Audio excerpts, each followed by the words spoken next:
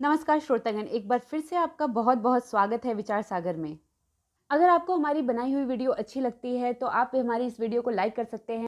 मत भूलिए हमारे चैनल को सब्सक्राइब करना और नोटिफिकेशन बेल पर जरूर क्लिक कर लें, जिससे कि आने वाली सारी वीडियोस को नोटिफिकेशन आपको आसानी से मिल जाए। और हाँ, आप अपने सुझाव हमें कमेंट करके हमारे साथ शेयर कर सकते हैं। एक धनवान सेठ थे। इनको 4 पत्नियां थीं, लेकिन चौथी पत्नी से इनका अधिक लगाव था। चौथी पत्नी से इतना स्नेह करते थे कि इनकी प्रसन्नता ही जीवन का एकमात्र लक्ष्य था। नए नए पोशाक और बहुमूल्य आभूषणों से सजाने में व्यस्त रहा करते थे। सेठ जी तीसरी पत्नी से भी बहुत प्रेम करते थे।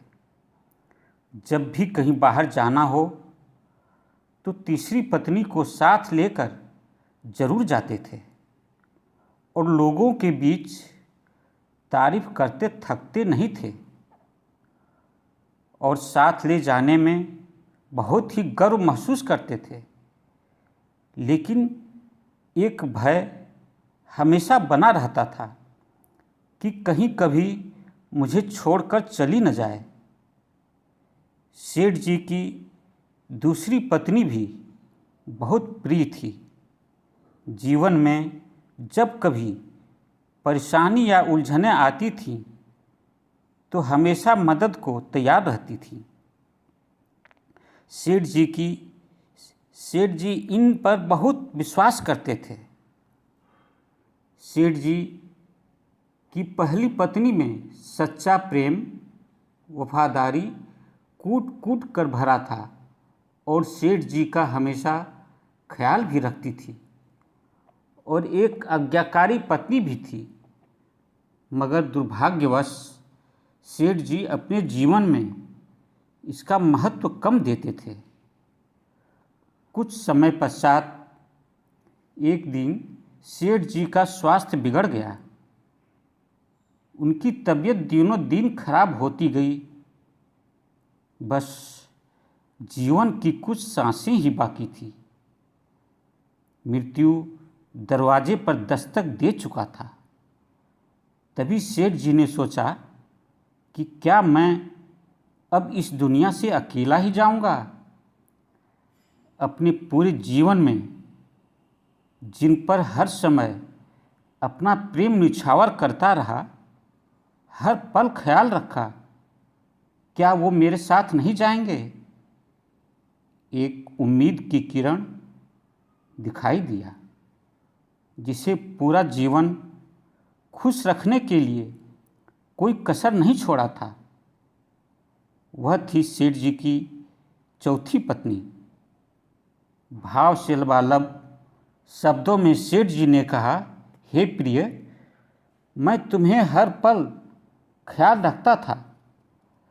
तुम्हारा कोई भी पीड़ा मेरे लिए असहनीय हो जाता था। तुम्हें हर वक्त सजाता रहता था। अब मैं अंतिम पड़ाव पर हूँ। क्या तुम मेरे साथ चलोगी। ऐसी आवाज़ आई जैसे किसी ने वज्र से प्रहार कर दिया हो।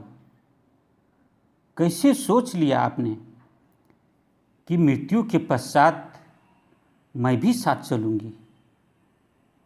बहुत ही गहरा सदमा लगा।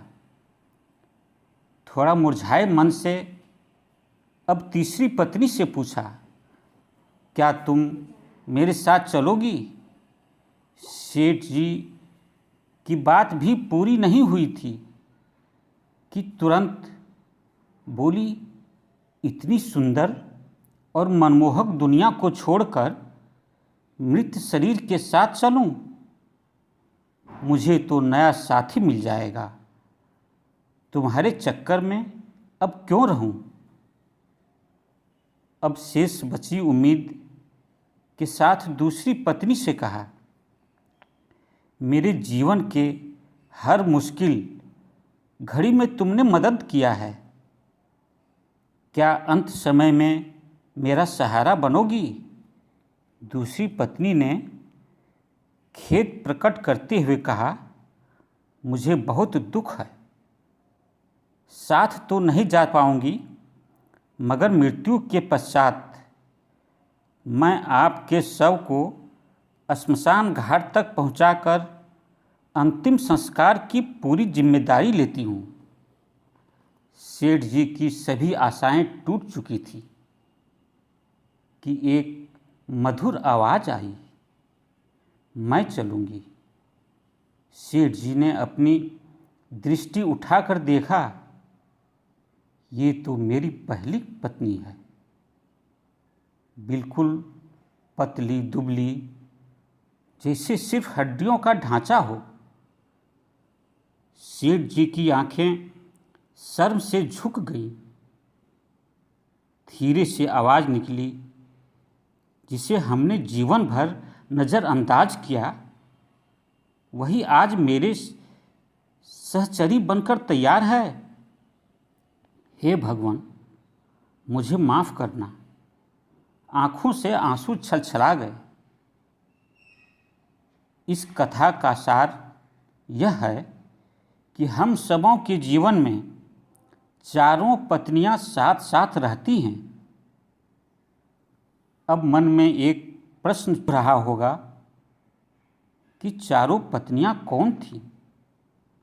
तो सुनिए, सबसे प्रिय चौथी पत्नी, यह हमारा शरीर है, जिसे सुंदर पोशाकों और आभूषणों से सजाने में व्यस्त रहा करते हैं, जो मृत्यु के आने पर तुरंत संबंध तोड़ लेता है।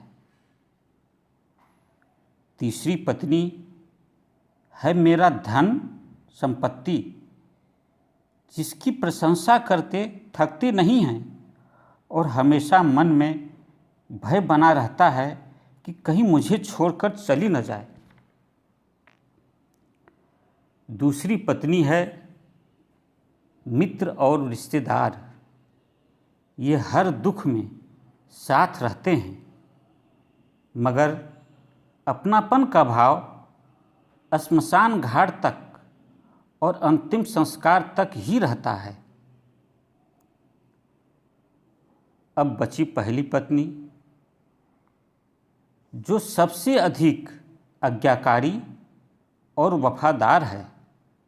वह है आत्मा। हम अपने जीवन में आत्मा की आवाज़ को हमेशा अनसुना करते रहते हैं। अंत में रह गए हमारे सेठ जी। वो कौन थे?